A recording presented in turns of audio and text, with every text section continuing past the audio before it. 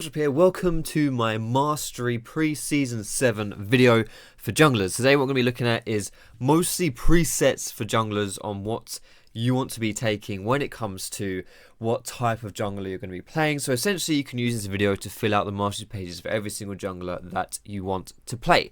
Now yesterday LS/Shadow actually did a mastery video for every single champion in the game, or at least I think he did. I'm pretty sure it's like that. I haven't actually watched it personally myself, but LS/Shadow does. He's a smart guy, does good stuff. So if you're interested in stuff that isn't towards junglers, or you want more like specific pages for specific champions rather than what I'm going to be doing today, which is taking a look at kind of archetypes, like what type of champions would be using certain things, and then you can kind of deduce what certain champions should pick, then I would go watch his video. I'll link to it down below in the description. But as I do every year when the preseason comes out, I'm going to be doing a rundown today of the masteries, what you're going to be wanting to look at when it comes to your junglers. So first things first, I'm going to do a TLDR of this video in the first 10 seconds here, saying that basically if you're an assassin, Thunderlords is the best choice for you. If you are a tank with crowd control, then this new Courage of the Colossus is best for you. And if you're an initiator, again, Courage of the Colossus is good too. But outside of that, it's very situational. So if that's all you cared about, then you can run with that information. You can leave. Do me a favor though, leave a cheeky thumbs up on this video as well, so you're not just pumping and dumping me like an easy girl on prom night. But outside of that, let's get into some more detail here if you guys want to see some more detail. And firstly, I'll start by giving a really quick rundown of what's new with these mastery pages. What changes have come about that you need to know about. Firstly, Fresh Blood now. I mean, you can read these pages in your mastery book. I don't need to go over too much detail, but this essentially is a good mastery for kind of harassing in lane. There's also changed some of these ones down here. Bandit Hunt is pretty much the same, but this double-edged sword now, deal 5% additional damage, take 2.5% additional damage. It's basically like a stronger version of the double-edged sword you saw from last season, and they've removed the Oppressor Mastery as well. And this Battle Trance, gain up to 5% increased damage over 5 seconds when in combat with enemy champions. So those are the big changes here from here as well. Further Battle got a little bit of a change as to like how it kind of works, but it's pretty much still the same as well. It's like, in essence, as to what it does. In the Cunning Tree here, the big changes, you've got Greenfather's Gift. Stepping into a bush causes your next damaging attack or ability to deal 3% of your target's current health as binding magic damage with a 9-second cooldown. But outside of that, it's all the same in this tree. And then in the Resolve tree, there are a few changes here. Siege Master, gain 8 armor and magic resist when you're near an allied tower. Fearless, gain 10% plus 2 per level bonus armor and magic resist when damaged by an enemy champion for 2 seconds with a 9-second cooldown. And then this Courage of the Colossus, gain a shield for 10 plus 10 per level, plus 7% of your maximum health for each nearby enemy champion for 4 seconds after hitting an enemy champion with hard crowd control 30-second cooldown. So basically, a massive shield when you start a fight with a huge CC when you're surrounded by other people, depending on how tanky you are.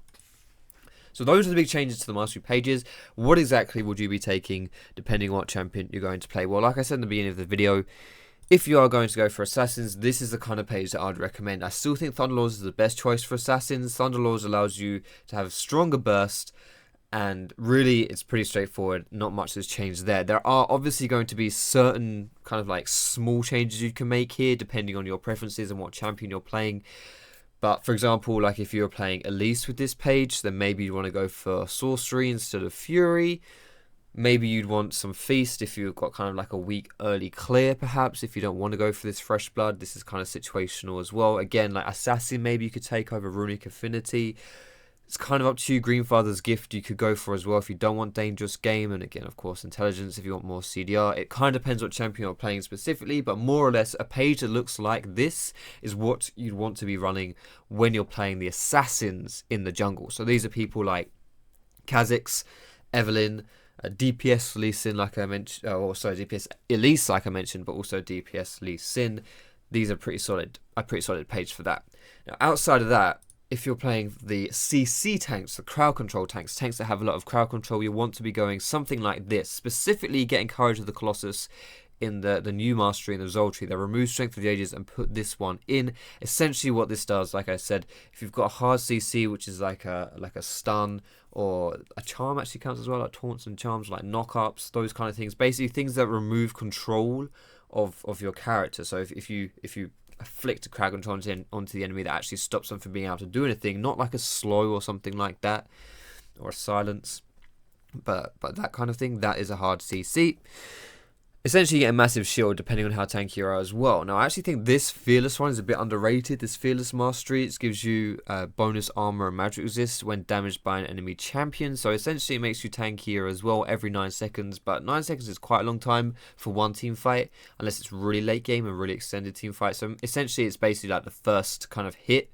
For 2 seconds after you first get hit, you're going to be a lot tankier. Now, honestly, it's the same concept with this Courage of the Colossus. When you first dive in, you're really tanky, and that's actually really strong. I think Courage of the Colossus is too strong right now. This needs a nerf in my personal opinion. The shield's too big. If you think about it, 10 shield flat plus 10 per level. So if you're like level, I don't know, 10 or something, like in a mid-game team fight, that's already 110 bloody shield coming through.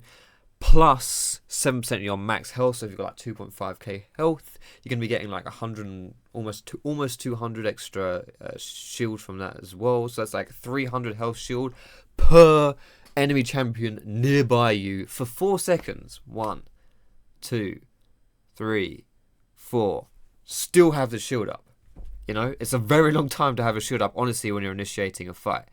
So I think it's a really, really solid mastery, and like what you go outside of this is kind of up to you. I would recommend, you know, like for example, I think Fearless is really good, but you could go for like a summoner spell cooldown thing if you're someone who really needs like a flash to set something up, maybe like a Moo or something, if you're going to be using your flash quite a lot, if you think that's quite valuable for you.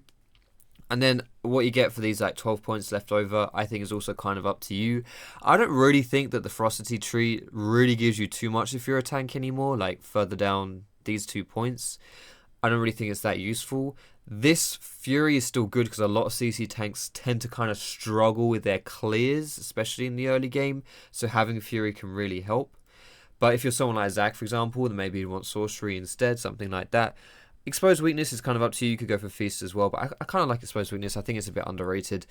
And then I've just gone for the Savagery and the Runic Affinity. It's Savagery giving you better clears, but again, you could go for Wander if you wanted to, Runic Affinity. So you've got your blue buff up more, which tends to be really good for like CC, like these proper tanks in the early game. They need their blue buff up quite a long time because they're spamming their abilities to clear.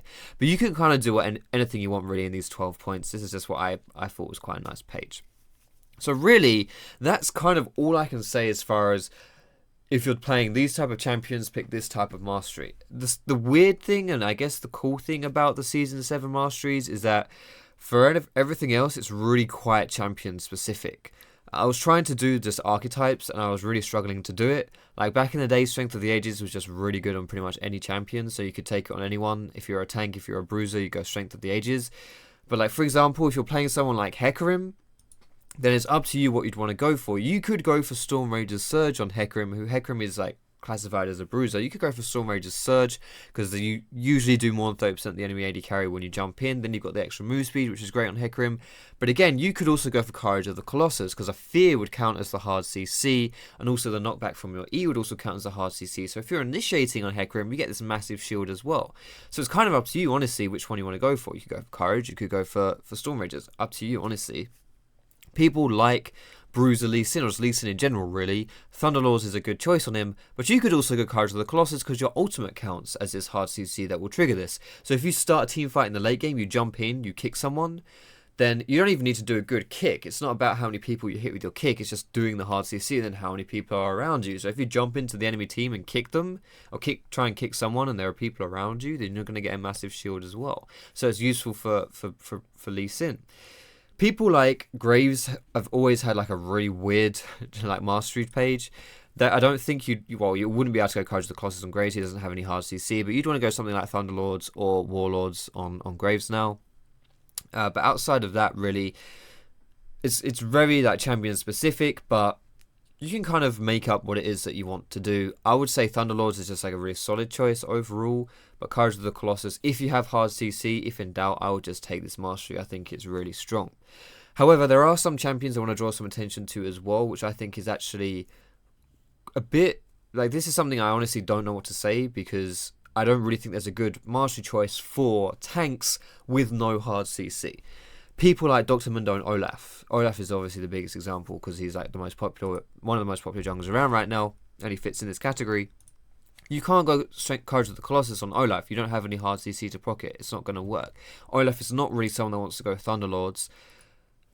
what do you do? I mean, you used to always go Strength of the Ages. He doesn't really have any other good mastery choices. He has some okay ones, like Storm Raiders. I was kind of talking about this a little bit with LS on Twitter last night. Storm Raiders, it seems like the only one that would make sense on him, but are you really going to be doing 30% of a champion's health in 2.5 seconds? It's not a lot of time to do it in without already having your Ghost and your Ultimate up. And if you have your Ghost and your Ultimate up, it kind of feels like, okay, I'm already going Super Saiyan speed, I'm already immune to CC, why do I need an extra burst of move speed and slow immunity? It kind of feels like overkill, in which case, what do? Do you go for Fervor because of your W attack speed buff, just gets loads of AD? Do you just go for Grasp the Undying? Maybe you go for Bond of Stone for the 4% damage reduction?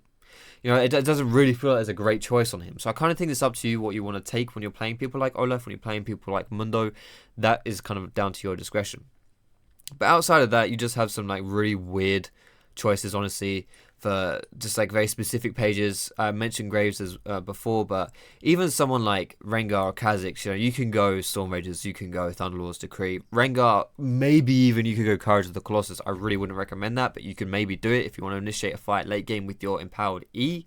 That would trigger the Courage of the Colossus, because I'm pretty sure the snare counts as a hard CC because you can't move or do anything.